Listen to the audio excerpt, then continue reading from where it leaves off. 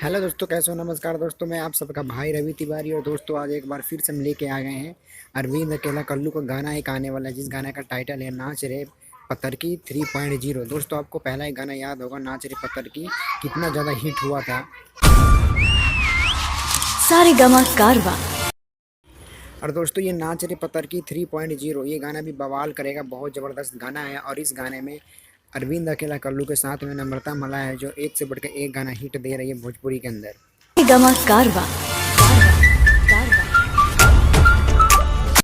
दोस्तों इस गाने के टीजर देखने के बाद में बहुत ऐसा लग रहा है, बहुत ज़बरदस्त ये गाना होने वाला है, बहुत अच्छा प्यार मिलेगा इस गाने को। इस गाने के टीजर देखने के बाद में पता लग रहा है। आप लोगों का क्या राय है, प्लीज़ कमेंट में ज़रूर बताइएगा।